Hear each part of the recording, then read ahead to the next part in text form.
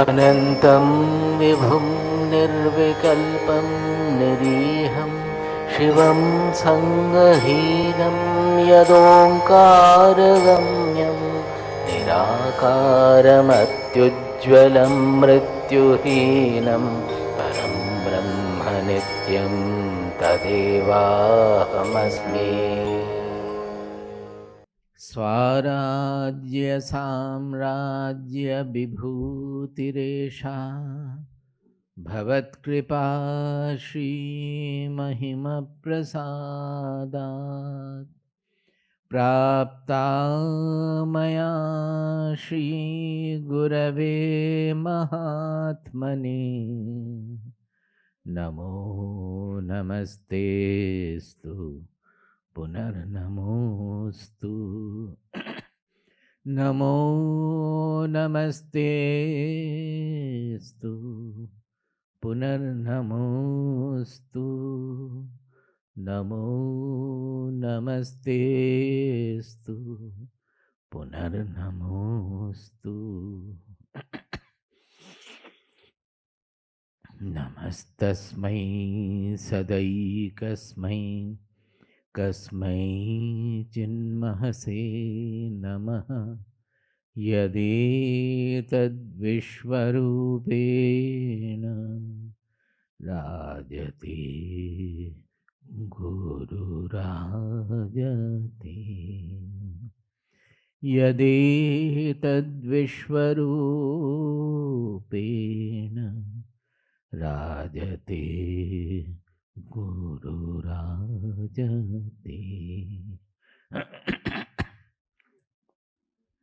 Yesterday, after introducing the Bhagavad Gita, we said that the Moksha Yoga,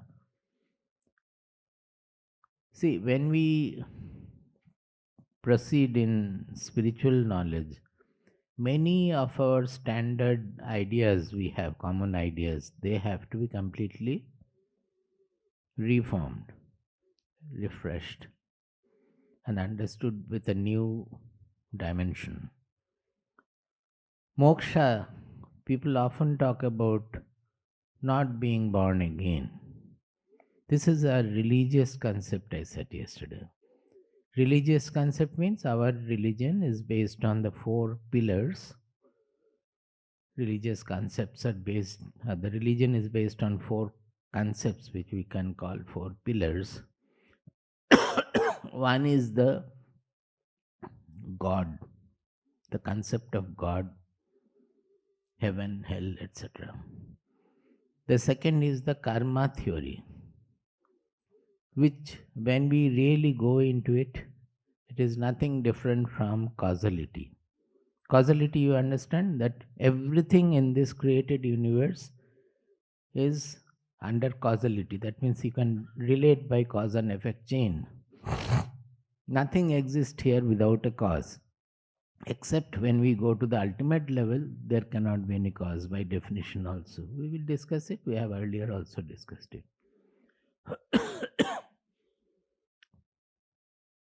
Then Punarjanma. To complete this causality and explain whatever happening in life, there is a concept of Punarjanma, means as if there is a soul different from the Atma we are speaking about.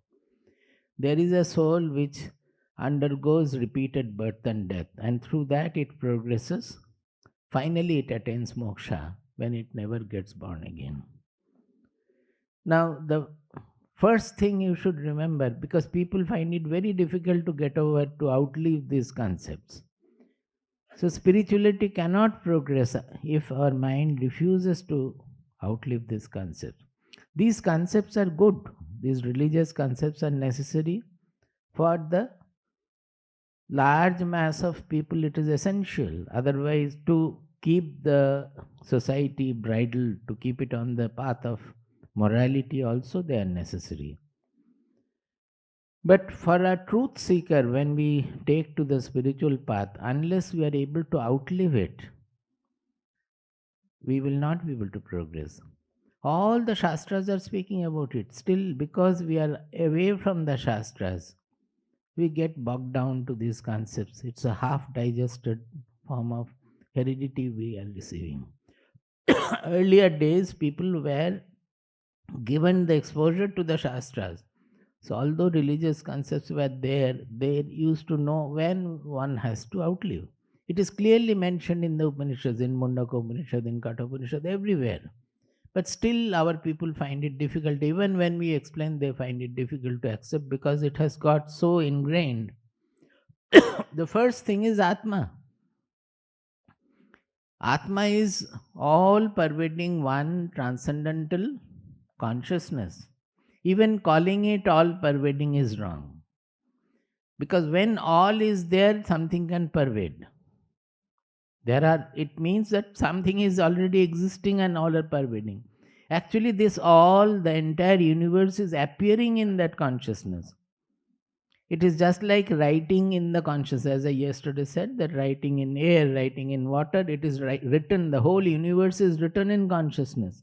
You can easily know it also, but you will refuse to accept it. Because in the dream, what is happening?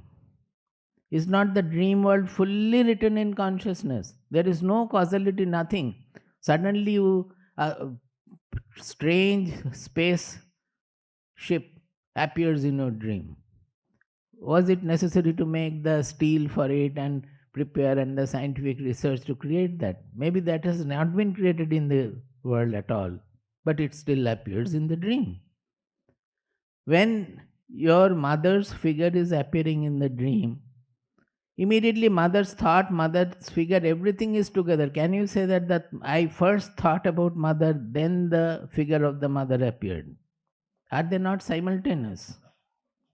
Because there is no causality necessary. When things are produced in the consciousness, it is just appearing to be.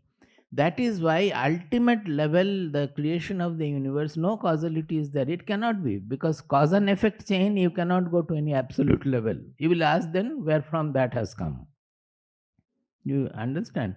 I can go into detail, but I have spoken about it quite a few times. I will come again sometimes. It is simply like this, that when you inquire into A, you find B as the cause. Where from did B come? You find out C as the cause. Where from did C come? You find D as the cause. Like that it goes on. And finally you find Z as the cause. Naturally the question will be then, where from did Z come? We are assuming God has created the universe. Normally the question will be, where from God has come? If God is also an entity, a person or a personality who has created the universe, where from God has come?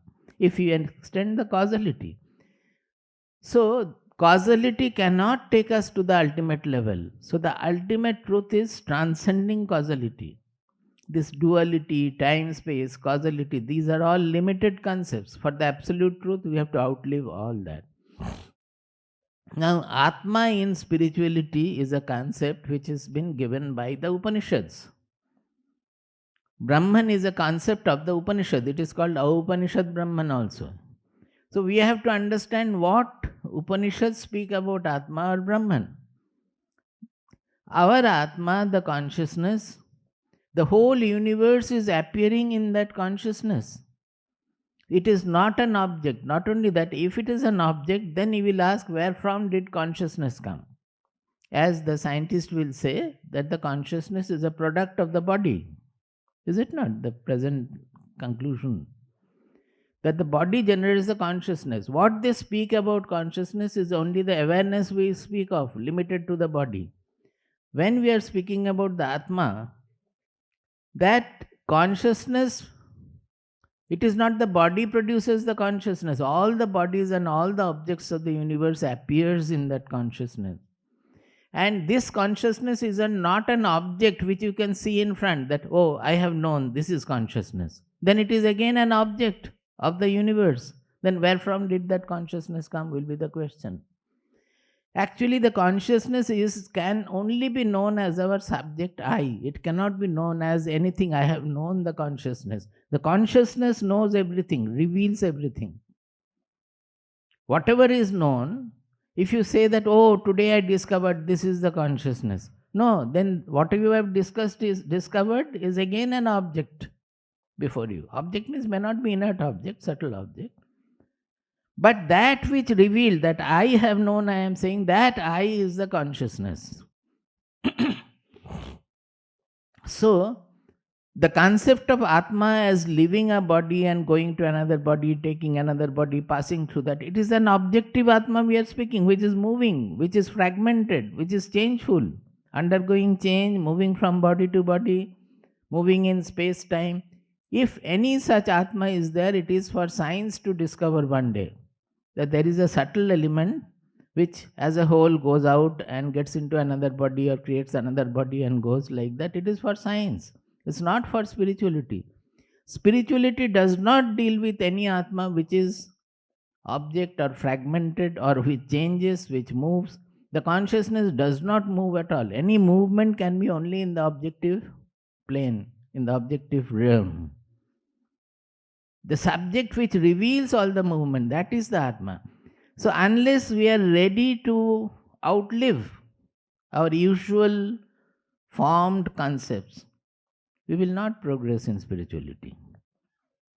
How can you outlive? You have to think more about it. Whatever concepts you have gathered, whatever baggage we have created by not thinking, not going into the Shastras, they have to be re-evaluated and then get over it. Everybody will have some opposition in the beginning that, oh no, what Swamiji says I cannot accept. You read the Upanishads, you read everywhere and think about it, it will become clear that it can only be that. Now, like that, the moksha concept that I will not be born again in the womb is a religious concept. In spirituality, moksha means, yesterday I discussed from Mundaka Upanishad, Vidyate Hridayak. This verse is very important, you can write down also. Towards the end it comes. Vidyate Hridayak Granthihi Chidyante Sarva Samshayaha Shiyante Chasya Karmani Tasmin Drishte Paravare. See this Tasmin Drishte Paravare. Drishte means dekhna, to see. Now, seeing is not seeing with the eyes. If it had been an object, you will see with the eyes. Can you see the consciousness that I with the eyes or anything, any indriyas? I cannot be, even it cannot be known as different from the eye. It has to be known as it is, as is. So, tasmin drishte, it's a figurative expression. That is when we know. Actually, the word used in our Shastras is ikshana, not darshana. Ikshana means the darshana of the buddhi. That is what happens when we study the Shastras or think about the truth, meditate on the truth, analyze the truth, do vichara on the truth. What happens? The buddhi undergoes a transformation. Normally, the buddhi is given to only understanding gross objects, gross situations, fragmented things, objective things. It cannot understand the subtle things, unified unity and the ultimate abstractions. Even supposed to understand scientific truth also, how much the buddhi has to undergo culture. I remember while we were studying MSc, everybody will skip statistical mechanics because you could answer the paper without answering statistical mechanics also. In physics, I am talking about pure physics. So, because the statistical mechanics needed quite a lot of abstraction, which normally the buddhi will not be ready to do. So even good students who had stood first during our MSc exam also, they skipped statistical mechanics. You understand how much it is difficult to any abstract, say quantum physics. Quantum physics is not so, but quantum electrodynamics or quantum mechanics, when you go to that, to understand it fully is extremely difficult because the buddhi has to be cultured and taken to that subtle level. During Einstein's time, who made the statement, I don't remember, maybe Eddington or so, that he said that in the whole world only 3 people understands the theory of relativity. One is Einstein himself, one is he himself, the person who made the statement, And he mentioned about another. Why? Because even the scientists, Nobel laureates also were finding it very difficult because of the abstraction. We are behaving in a three-dimensional world of three space coordinates. That is our world. A four-dimensional world where time is the fourth coordinate, they were not able to conceive of. So even in objective science also, to conceive the truth, the buddhi has to undergo great culture. So what to speak of this transcendental science of understanding our own subject, which the science has prevented right in the beginning. They say if we go into the subject, then everything will become unexplained. So we will not question anything, we will not inquire into the subject. Our whole inquiry will be restricted to the objective world which the subject finds, subject sees, subject knows. This is the fundamental postulate of physics or postulate of objective science. They don't consider the subject. Whereas in spirituality, our rishis understood that the whole thing is depending on the subject. Unless we know the subject, we cannot understand the world at all. And it is true. Whatever you do with the world, finally we will not be able to understand. Because it is we where the world is appearing to be. I spoke about the dream. But even in normal conscious awareness also, wakeful awareness also, unless anything appears in our consciousness, will we know it? There are so many particles moving here. I don't know about it. They are not appearing in my consciousness. There could be another world of a different kind existing here.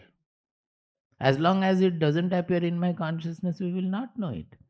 So truly speaking, although something is appearing as external and the thoughts, emotions are appearing as internal, whether it is external or internal, all of them will have to appear in the consciousness. Some are appearing as external to the body, some are appearing as internal to the body. Everything has to appear in the consciousness. So this Atma is the revealer of everything. आत्मा सब कुछ प्रकाश करता है, करती है. आत्मा is pulling और स्त्रीलिंग. आत्मा सब कुछ प्रकाशित करता है. तो आत्मा को कौन प्रकाश करेगा, प्रकाशित करेगा? बोलिए. अगर कुछ आत्मा को प्रकाशित करता है तो वही है आत्मा. आत्मा को कोई और प्रकाशित नहीं कर सकते हैं. If something else reveals the Atma, then that revealer is the Atma. That which is revealed is not the Atma. It is the body, mind, personality or something else. So this concept of a small Atma, moving from body to body, that is not to be considered in spirituality at all. The spiritual Atma is the transcendental ultimate truth. That is why Shankaracharya says that श्लोकार्धेन प्रवक्ष्यामि यदुक्तं ग्रंथकोटिभिः. He says that whatever is spoken of in crores of literature, crores of the granthas, gospels in our literature, I will express it in half a shloka. Half a shloka means each shloka has got 2 lines, 4 padas. One line means 2 padas. So, half of the shloka is already over. Shlokardhena pravakshyami yaduktam grantha kotibhi. This half shloka is over. Only one line, the half shloka is left.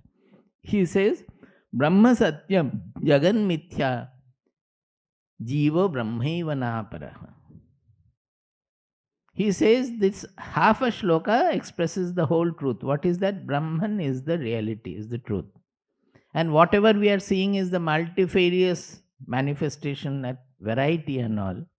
That is mithya. Now if you say mithya, again I have to explain what is the mithya. Don't think that they are not there. They are there, but they are not as they appear to be. Mithya doesn't mean that they are not there. Then if I am not there, my statement also is not there. Then I am saying mithya, that is also not there. Then mithya disputes mithya, nothing is there or everything is there. That doesn't mean.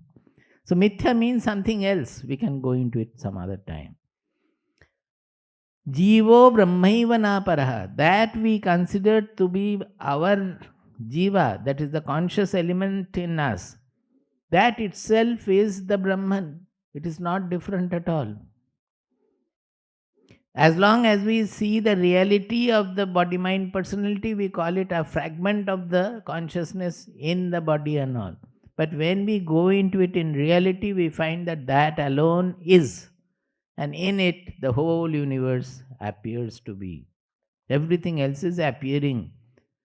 It is not difficult to understand if you think deeply and do some analysis, because whatever we are perceiving, unless it appears in our mind, in our consciousness, we will not know it.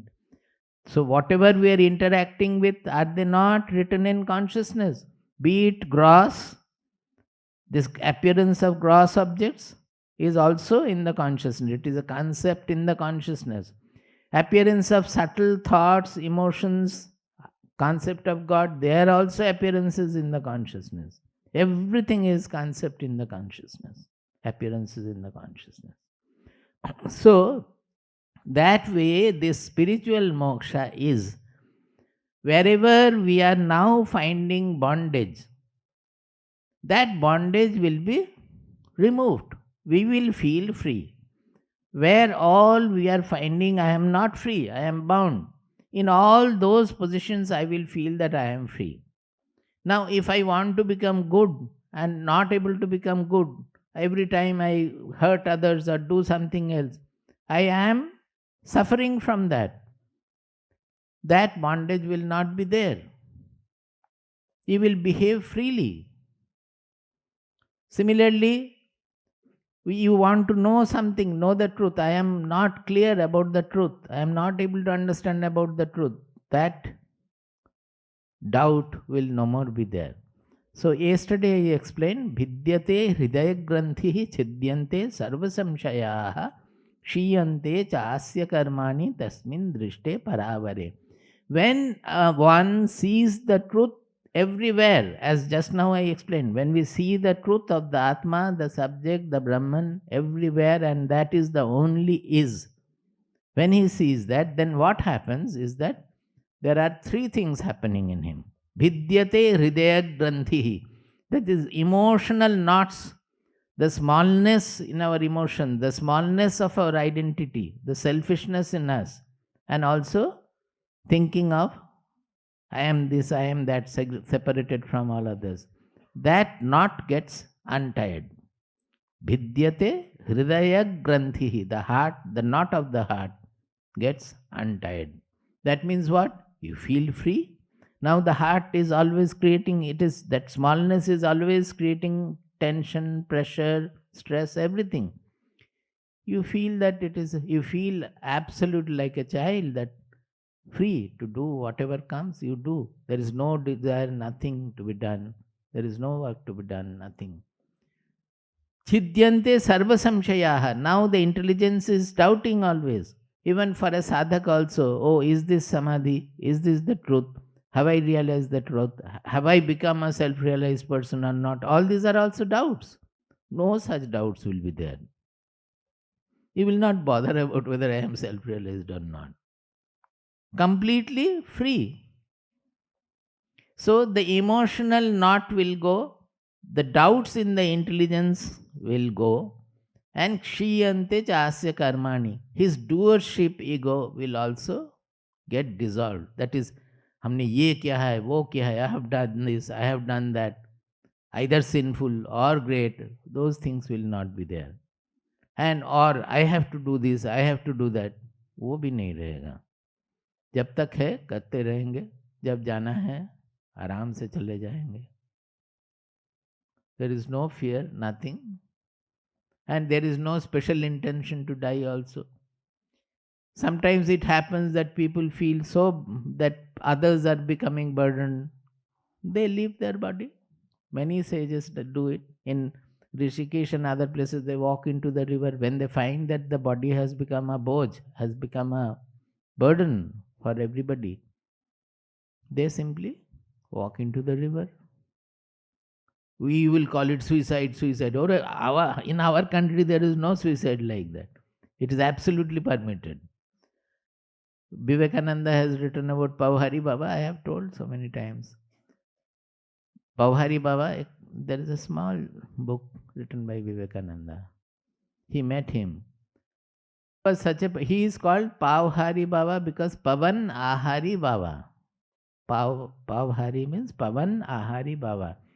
Because he became so sensitive about, generally what happens, normally we take non-vegetarian food also, but if we become sensitive about the animals, killing of the animals and all, we stop that, we start vegetarian food. Then we feel sensitive about breaking the things from the tree, leaf and all that. That also we become sensitive. So we start living on dry leaves which have fallen from the tree. Such rishis are called Parnada. Parnada means who lives on by eating fallen leaves alone. Parnada rishi was there. When that also you feel that even in the dry leaf there is something and I am killing them. Although with the breath we are taking lot of bacteria killing them, but we are not sensitive about it.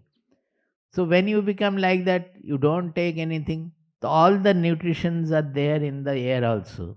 When we become so sensitive, we can get the nutrition from breathing also, from the air also. So Pauhari Baba was not eating anything. He was living on air. That is why his name was given.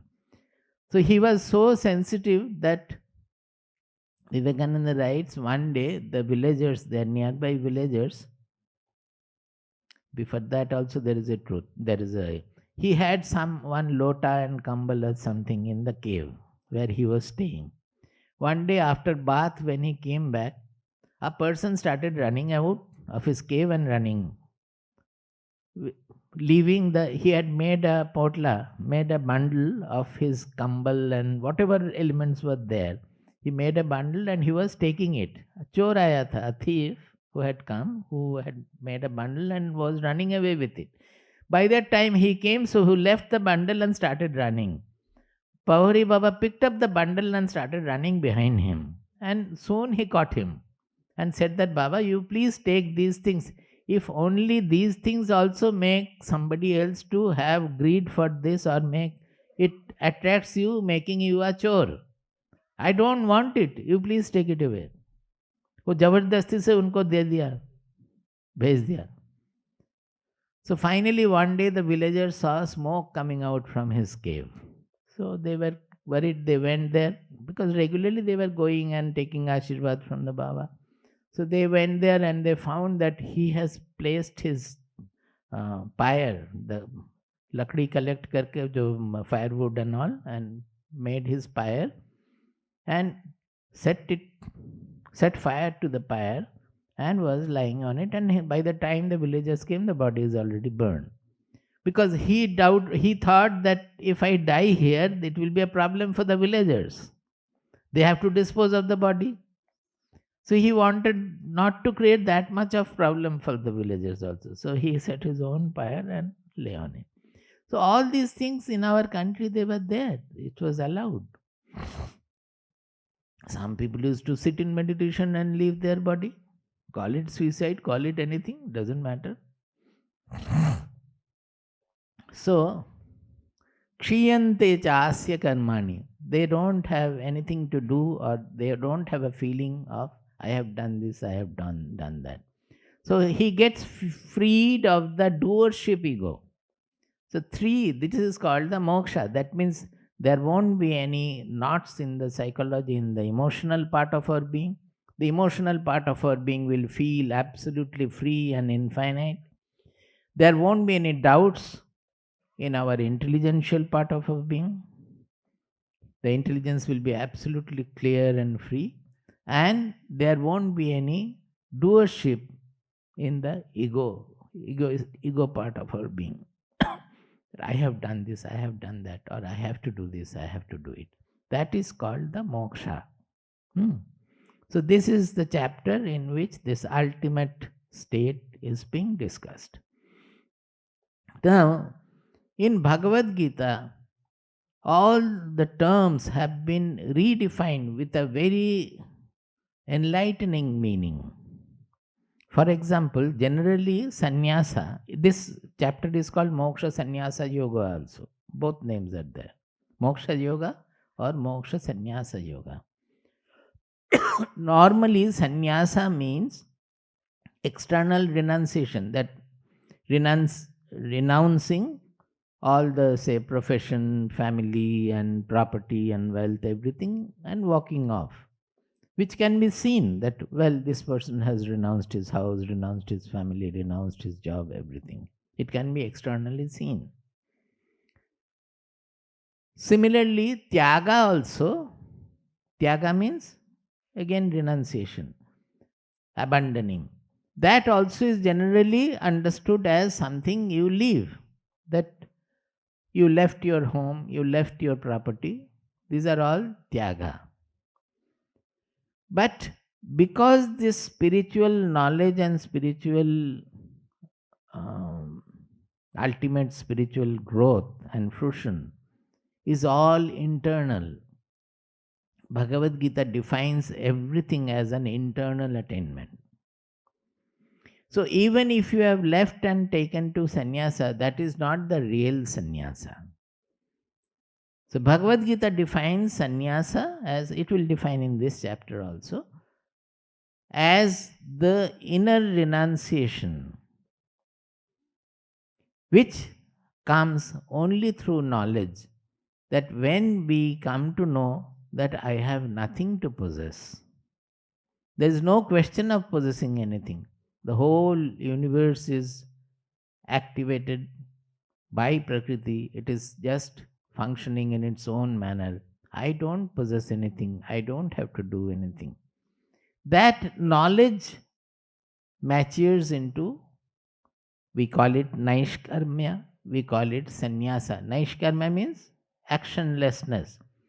So naishkarmya, generally people will understand who does not do anything. Bhagavad Gita clearly says that it is not possible as long as life is there in your body, it is not possible to do nothing. Even if you sit tight, your mind is moving. The work is fully there. It is not so much matters what your body is doing, but your mind. That you know very well, that actually more than the body, it is important what your mind is doing. The body may be functioning. What is the state of the mind? That is more important.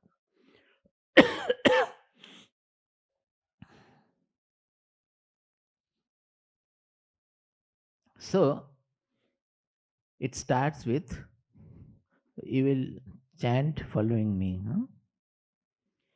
Arjuna Uvacha. Arjuna Uvacha. Sannyasasya Mahabaho.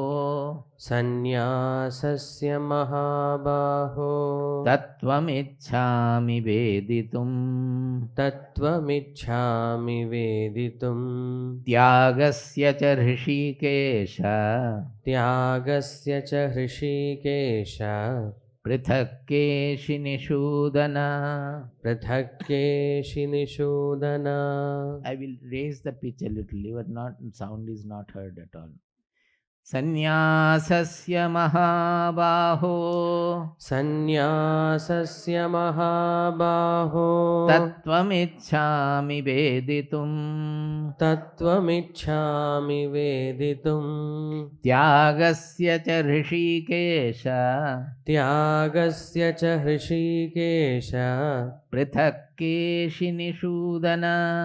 Prithakkeshi nishudana. See, here Arjuna is calling Krishna with three names: Mahabaha, Rishikesha, Keshi Nishudana. Three names in one shloka. Mahabaha means a man of strength. Literally it means who has great hands, but actually it means who is man of strength. Then Rishikesha means Rishikasya Isha. That means Rishika means the Indriyas, the sense organs. One is Isha means master, the controller. one who is a controller of the senses, who is master of his senses. That is the Rishikesha. Keshi Nishudana means Keshi was a demon who represents again some characteral evil in us, who subdued the Keshi, is Keshi Nishudana. All the three are names of Krishna. So if you read in the prose form, it becomes Arjuna Uvacha, O Mahabaho, Rishikesha, Keshi Nishudana. These are all Sambodhana. He is calling Krishna. Comma. Sannyasasya Tyagasya cha Tattvam Prithak Veditum Ichhami. Sannyasasya Tyagasya cha Tattvam. Tattva, I said the other day, the first day when I was explaining our book, Great Association. Tattva means the essential truth, the essence of it, the essential truth. Tathya means the data, information, true information. Tattva means the essence. So he says that, oh Krishna, I would like to know separately what is the essence of sannyasa and what is the essence of tyaga. This is the question on which the whole chapter is based. Now, already Krishna has spoken about sannyasa tyaga earlier also. If you go to chapter 3.4, so, chapter 3, the 4th verse,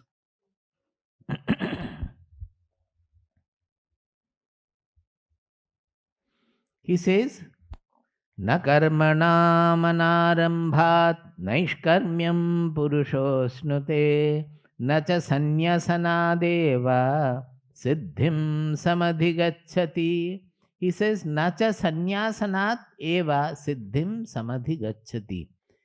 So there he is saying by sannyasa also siddhi cannot be had. So here in the beginning he is using the usual concept of sannyasa, that is leaving your work, leaving home, leaving job, everything, you walk off. That is the sannyasa. People think that that will give me the ultimate truth. So they leave and they go and they think that this is the path.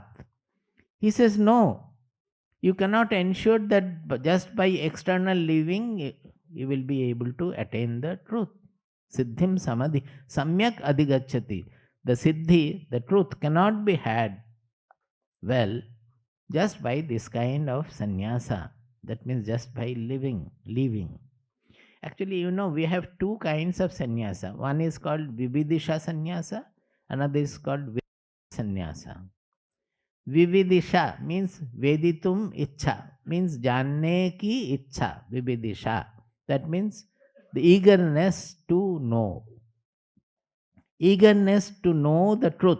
For that we leave the household life or worldly life and walk off. That is called vividisha sannyasa. That means I don't know, but I take to an exclusive pursuit which I believe will give me I will finally be able to attain the truth by that. Another is called vidvat sannyasa, where you might not have left. You might not have taken to sannyasa ashrama, or you are still in household or brahmachari life or so, or you are in some other life, whatever it is. The question is that through knowledge you have understood that I have no possession at all. I don't do anything. I don't enjoy anything. The whole universe is functioning like as in the Prakriti. The mind, body, mind, personality is also functioning. I am not touched by anything at all. So that is the real sannyasa. It has already happened within. It has happened within, in your mind, that I have nothing to do. I have not done anything. Neither I have to do anything in the future. I don't do anything. He may do hundreds of works, but he feels that I don't do anything at all.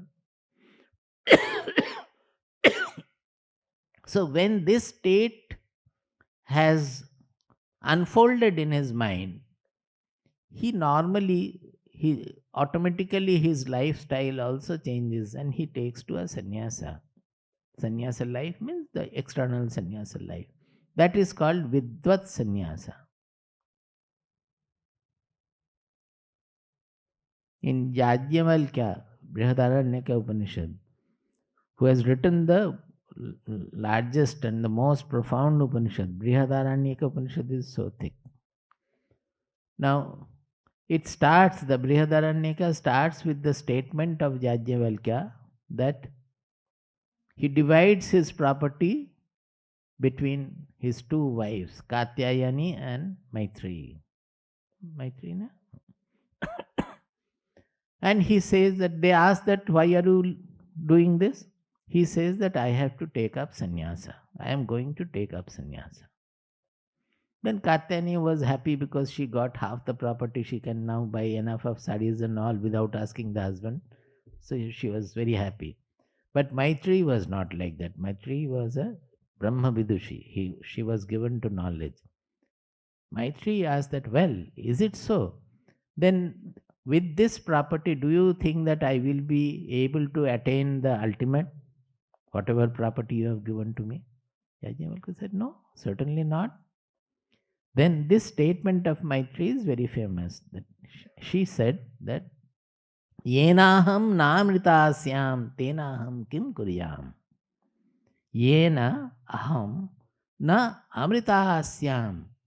By which I will not attain immortality. You are going to attain immortality. You are leaving household for that and leaving your property with me.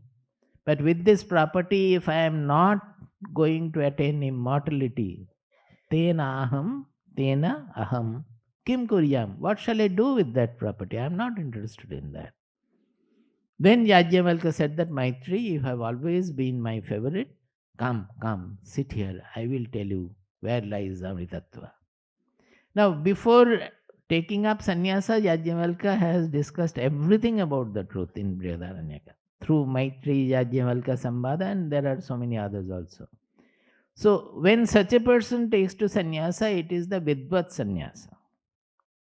It is not with the aim of attaining the knowledge that he is taking to sannyasa ashrama. Sannyasa becomes a natural outcome of his knowledge. So these two are, there are various other kinds of inferior sannyasas also, but these two are main divisions. That one, to attain knowledge we take it, the external life. Another, it automatically the external lifestyle changes because of the attainment of the knowledge. Now here naturally in fourth verse of third chapter, he is saying that this external sannyasa, you cannot ensure that it will give you the ultimate attainment, and you cannot call it the ultimate. Na karmanam anarambhat naishkarmyam purusho asnute. Similarly, naishkarmya siddhi is a great siddhi. Naishkarmya siddhi, there is a book which people do not read at all. It is so difficult. It is written by Sureshwaracharya, who was in his earlier life, who was Mandana Mishra. So he was given to lot of yaga, yajna, etc. Shankaracharya defeated him in their argument. So today morning I was speaking, this was our country. They were so sincere that they will not argue just like that. Suppose two persons are arguing, Shankaracharya and Sureshwaracharya, Mandana Mishra. Mandana Mishra was the greatest Karmakandi. Karmakandi means in the Vedas, ritualistic part of the Vedas. They were given to yaga, yajna, heaven, hell, all those things. And Shankaracharya was the greatest person those days in the Upanishadic part, the Jnana Kanda of the Vedas. Jnana Kanda means the knowledge part of the Vedas, the Upanishadic part. So Shankaracharya's mission in life was to re-establish the Upanishadic knowledge in the country. At that time, it was a depression in our country when the Upanishadic, the knowledge part was, it happens. Always the country's society is moving through ups and downs. Sometimes the knowledge will come up, sometimes it will go down. That is the natural cycle of nature. When Shankaracharya met Govindapada, Govindapada's guru Gaudapada was still living. And Govindapada says that all these are lying. You have come, because seeing Shankaracharya, he felt that here is somebody whom I can trust, I can give all that I have. He will go around and establish this knowledge everywhere. So he was very happy finding Shankaracharya. He said that you have come. All these are getting extinguished. You are somebody who can establish this. And he gave all that he knew. And that is what Shankaracharya did throughout his life. So he went to defeat the people. Those days, this was the process. It was through argument people used to defeat, not by calling strikes and destroying property or even government putting emergency. Not like that. If there is a doubt about anything, there will be an argument. Maybe sometimes between two, sometimes many. Many Pandits will be there. They will argue. And there will be some judge also who will decide. Now, in this argument, the sincerity of the person was very important. Shankaracharya was arguing for knowledge, saying that Karma Kanda, the ritualistic part of the Vedas, are only inferior part. If you remain there, it is not the whole. They are only helping you to undergo certain disciplines so that you take to the Jnana Kanda after that. And Jnana Kanda is the Upanishadic part of the Vedas, that is the real part. Whereas Mandana Mishra was defending that the Karma Kanda is the real thing. Now, in their argument, that sincerity was there, that suppose Shankaracharya gets defeated, then he has to leave sannyasa, which represents knowledge, and take to household life like Mandana Mishra. Take to ritualistic life, yaga, yajna, and marriage is a part of it also. Wife has to be there with you in the yaga, yajna. Can you understand? As sannyasi, he has to leave his sannyasa if he gets defeated. Similarly, if Mandana Mishra gets defeated, then he has to take up sannyasa. The sincerity was so much that they will, if it happens, and they did. And the amazing, the strangest part of it is who was the judge? Mandana Mishra's wife. Ubhay Bharati was kept the judge for that. She was a Brahma Vidushi also. He was a knowledgeable person. So she remained as the judge. You understand, suppose her husband gets defeated, then what will be her fate? Sort of widow, because he will take up sannyas and go away. But they had the trust in Ubhay Bharati that she will not be partial in her judgment. Such was the sincerity and truthfulness of our people. You should understand the culture. And that is what happened. When Shankaracharya defeated Mandana Mishra, Mandana Mishra became Sureshwaracharya. He took up sannyasa and went with Shankaracharya, one of the four disciples, principal disciples.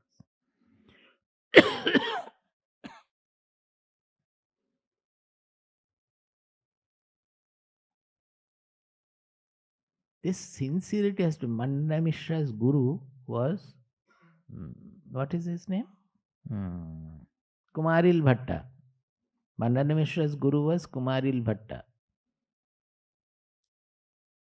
This Kumaril Bhatta, at that time, Buddhism was in its peak. And again, Buddhism defeated our Hinduism, whatever Upanishadic Vidya and other things, even the Vedic, Buddha was not given to Vedas. Buddha went from ashram to ashram, did not find satisfactory answer anywhere. Moreover, he found everywhere corruption, Bali was going on, animal sacrifices were going on. So he got fed up. Then finally he sat and he has his own siddhi by meditation. And he made the statement that whatever I say, if the Vedas follow that, I am fine. Otherwise, I don't worry about what the Vedas says. So he is not a traditional spiritual person in our country. He was a non-traditional person. So he defeated the karma kandis of the ritualistic people of that age. So Buddhism was at its peak.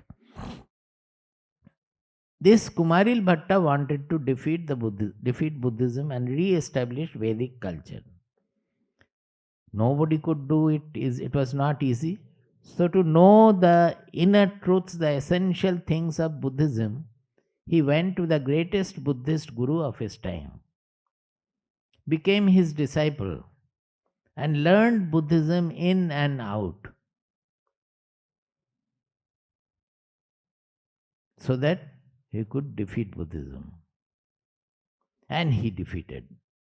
But after defeating Buddhism, he was so sincere that he said that I have done a great sin. What?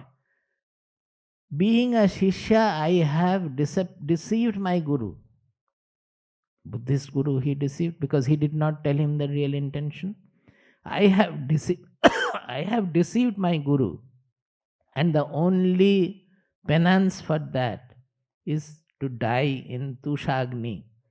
What is Tushagni? They make a pit and heap husk there. The husk will come up to the throat, neck. Neck deep, they remain in the husk, and the husk is set fire from the bottom. It's a slow fire which will be moving from the feet to upward. So you can understand the pain, the difficulty. Slowly the heat will progress. It will go on burning from below like that. So when Shankaracharya wanted to defeat Kumaril Bhatta, because he was again a karmakandi, ritualistic person, he came in search of Kumaril Bhatta so that he can defeat an argument.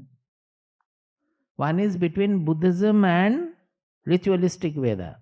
Another is between the Jnana kind of Veda and ritualistic part of Veda, knowledge part of Veda and ritualistic part of Veda.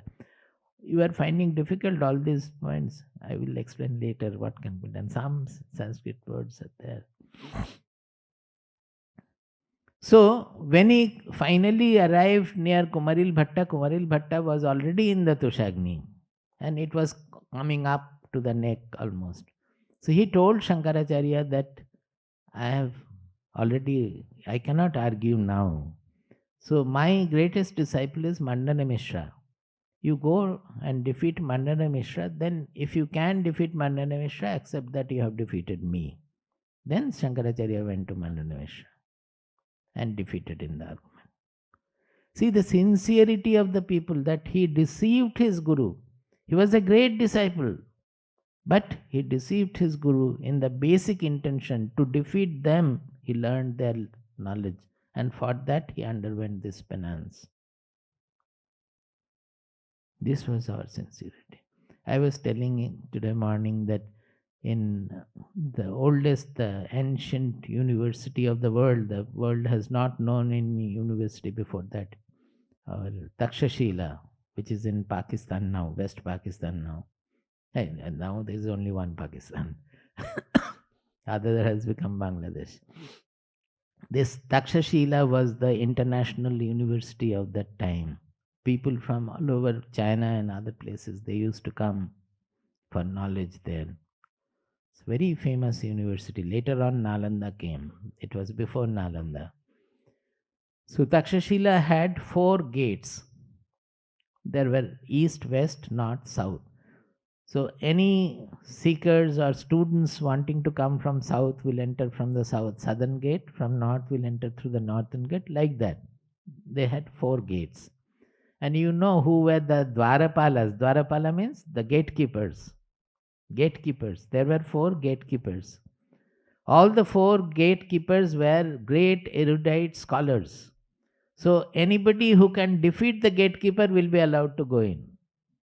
So it's not with any other weapon that you are standing with weapon and you will be searched with the magnetic thing, whether you are carrying any bomb or anything like that. Nothing like that. The internal bomb they used to test. And if you have the real internal bomb, you are allowed in. It should explode there, a slow explosion inside. That to fire the bomb, fire the inner light. Do you get my point? That fire they used to state, the person who is getting into the university, he must be fit to get in. So the gatekeepers were such scholars. This was our country. When Bhaktiar Khilji, I think, he burnt Nalanda The library was set fire, it burned for 3 months. Their own people have written the chronicle in the chronicle. He burnt alive 2,000 sannyasis and teachers, and 10,000 students were burnt alive, along with the books and the heritage of in the 9-floored Nalanda University library. That was our university. It happened in 11th century when he burnt it. Not only Nalanda, he burnt another 3 universities in the eastern part of Bengal, Bikramashila University and others. 3 other universities were there. All were international universities. So, Naishkarmya is a state which people used to covet, that he will not be given to any more action. It's an actionless state. He is saying that, but not doing any action, you cannot attain Naishkarmya. See the difference in Bhagavad Gita, that how he is reinterpreting with the true meaning. That if you don't do anything and sit tight like somebody sitting in Samadhi, it is not the real Naishkarmya. The real Naishkarmya is when you come to know, discover that I cannot do anything, I have nothing to do. I am not the doer, I am not the enjoyer. That knowledge makes you Naishkarma. That is the Naishkarma Siddhi. So he said that na karmanam anarambhat naishkarmyam purusho asnute. Not by doing anything, starting any work or doing any work, you cannot attain Naishkarmya. So naturally Naishkarmya is something different. The Naishkarmya is defined again in 18th chapter. Similarly, nacha sannyasanateva siddhim samadhigacchati. Similarly, just by taking the external sannyasa, you cannot attain the siddhi. So here he has spoken about sannyasa in 3rd chapter. He has spoken in the 6th chapter also, 1st and 2nd verse. 5th chapter also, 2nd and 3rd verse. All I cannot go through, but those who are interested can just note down. 5th chapter, 2nd and 3rd. 6th chapter, 1st and 2nd. In our ashram, when we take one shloka, we'll go on for 1 week. So there we can afford to go into all the details. 6.1 is also very important, I must mention. 6th chapter, 1st verse, 1st and 2nd. Anashritah karma phalam karyam karma karoti yaha sa sannyasi cha yogi cha na niragnir na chakriyah yam sannyāsamiti prahuhu yogam tam viddhi pandava na hyasamnyasta sankalpo na hyasamnyasta sankalpo yogi bhavati kaśchana. He says, anashritah karma phalam karyam karma karoti yaha. This, if I explain, part of 18th chapter will be explained automatically. Sa sannyasi cha yogi cha na niragdir na chakriyah. Niragnihi means in performing yaga, homa, etc., you have the fire sacrifice. So that niragni means one who does not do any fire sacrifice. That is homa, yaga, yajna, who doesn't do. Normally, those days, people used to do. Now, these are not so valid for us because otherwise also we do not do. There's no question of sannyasa or a non-sannyasa. Nobody does the... Very few people sometimes do the... What is the yaga generally do in the house? Havan, which the standard Havan people do now? Which is the name of the Havan? Agnihotra. No? So, he says that Niragnihi means one who has left doing Havan and Yajna. He says he is not a yogi, he is not a sannyasin. Nacha akriyaha, one who does not do any action, he just sits either in samadhi or just like that, he has left all his work. By that also he doesn't become a yogi or a sannyasin. So all external kind of renunciation is ruled out here. Sa sannyasi cha yogi cha.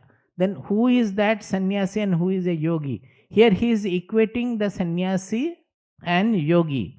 In 18th chapter he will equate sannyasi and tyagi. Actually, finally he will say, although Arjuna asked, you tell me separately what is sannyasa and what is tyaga, but it will be known by the 18th chapter that whatever is sannyasa, that itself is tyaga, and it is neither external tyaga nor external sannyasa. And all are jnana only. He says, anashrita karma phalam karyam karma karoti yaha. Who does not take refuge in the result of the action and does whatever comes to be done.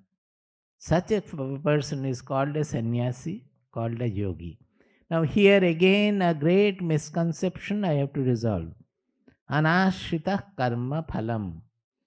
Whenever Bhagavad Gita says as phalatyaga or karma phalatyaga or anashrita karma phalam, we have to understand what is the result, what is the phala Bhagavad Gita is talking about.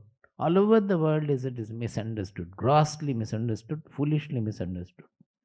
Actually, it is referring, at that time it was referring to yaga, yajna, etc., where the karma phala is not apparent. You do the yaga now, and after the body falls, you will go to this heaven, that heaven. Phala is not a direct causal cause and effect. You cannot see the phala.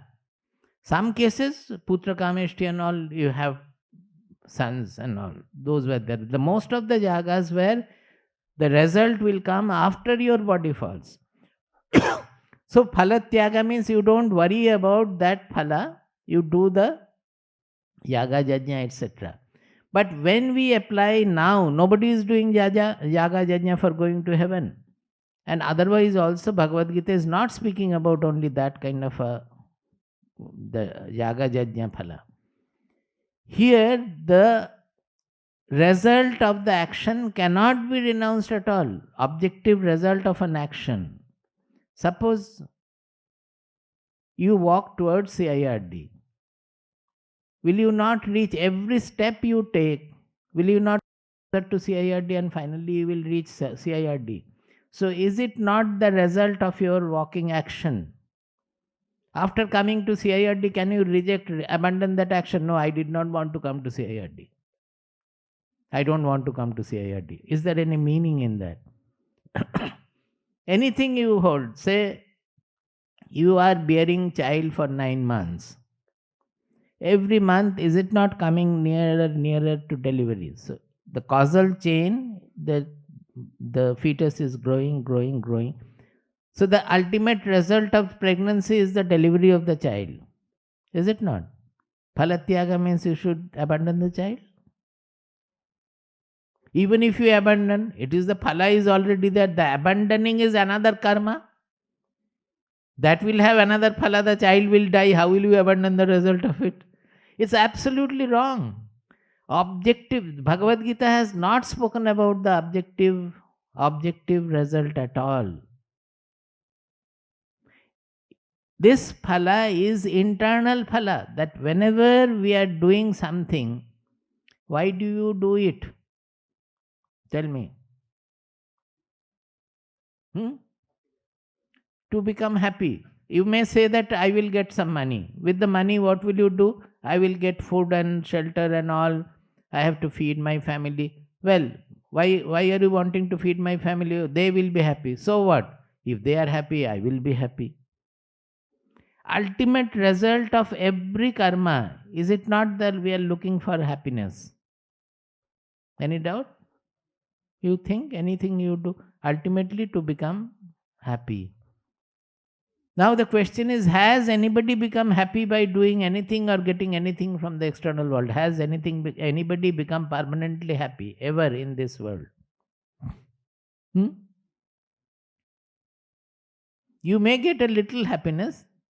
The moment another desire comes in, you are again unhappy. So initially when the desire is fulfilled, for a moment, no desire is disturbing your mind, no anxiety is disturbing your mind, so you feel happy. Till another desire, another anxiety. Suppose you are looking for a golden bangle or something, and the day you got the golden bangle, you are very happy. So the desire is fulfilled, you are happy. Within one day, the fear comes that if anybody snatches it, or you go for something else, the bangle is forgotten, then you look for something else. A building you want, the day you enter, oh, you are very happy, you have a big function where you feed everybody and all.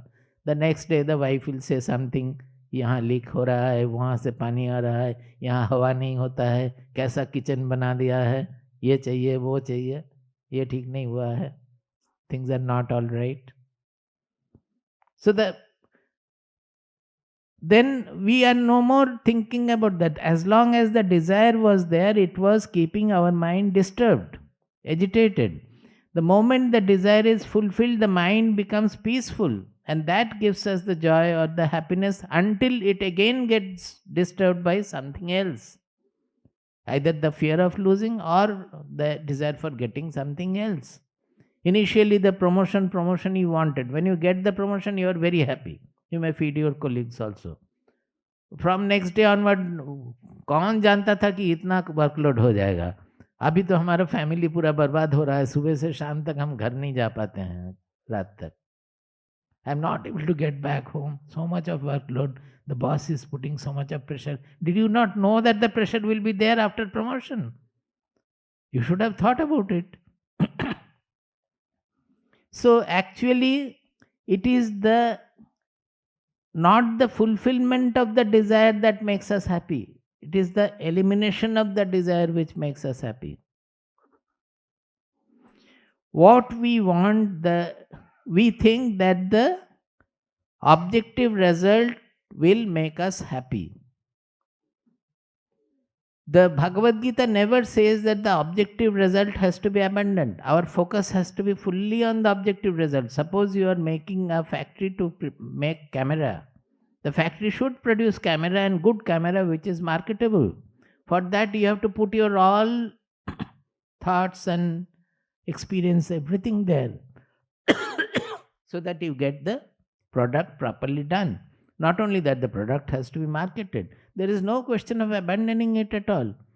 But if you had thought that after the result is produced, after the product, I will sell the product and then I will become the richest person in the world and then only I will become happy. All those things are, that happiness is not going to come like that. Then there will be other fears. Somebody else is competing. He has become still richer than me, and we are competing. So, anashrita karma phalam means we are not expecting any happiness from the work we are doing, but we are doing whatever to be done. Whatever comes on our way, we are doing it. We do it very well. Because what happens is that when the desire is eliminated, we understand that the happiness does not come from the external world. Happiness is our birthright. It is always there in our soul. The moment we leave the desire, we become happy. So with that happiness, we do everything. So will he not automatically become anashrita karma phalam? Such a person who has known that my happiness is not depending on anything from the external world. I am happy from within. The happiness is in my soul, in my Atma. I am happy doing this or not doing this. Now, such a person, when he does something, will he expect happiness from there? He will do whatever to be done. Sometimes he will be successful, sometimes he will not be successful also. So he will not be worried about his success. If he feels that it has to be done, he will try to do it. And it may become successful, it may not become successful also. But he will do it to his best. And because he is not worried about the success or failure, he will do it in his best mindset. The performantial excellence will be maximum there. Will it not be? So, Bhagavad Gita is not talking about the external phala of our work. Action will produce this result, that nobody can prevent it. Any action means it is cause and effect chain. If you take food, the hunger will be satiated. If you take wrong food, that stomach will go bad. It is all causally related. If you sleep, you will feel restful. If you don't sleep, you will not feel restful. These are all causally related. Any action in the world, there will be a cause and effect. We cannot change that at all. So the phala to be rejected is our happiness, linking our happiness with that result. That has to be abandoned.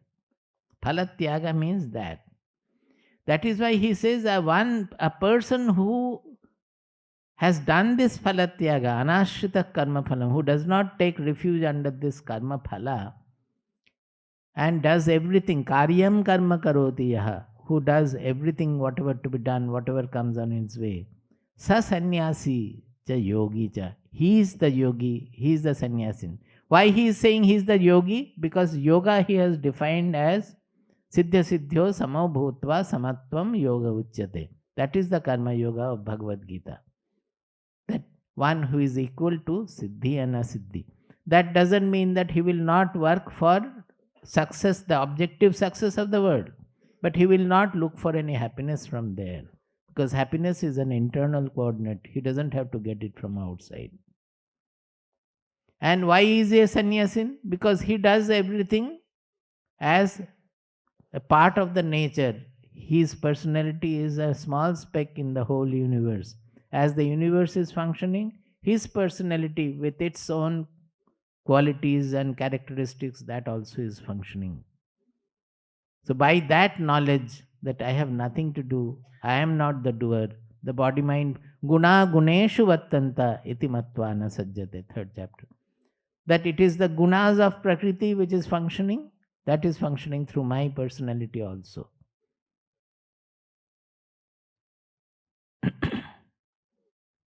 The time is up. Tomorrow again we will take it up. So 6.1 and 2 and 3.4, these are important. In the first one, 3.4, sannyasa is used in the usual local societal sense, what people think to be sannyasa. In 6.1 and 2, he has used the sannyasa in its real sense as in Bhagavad Gita.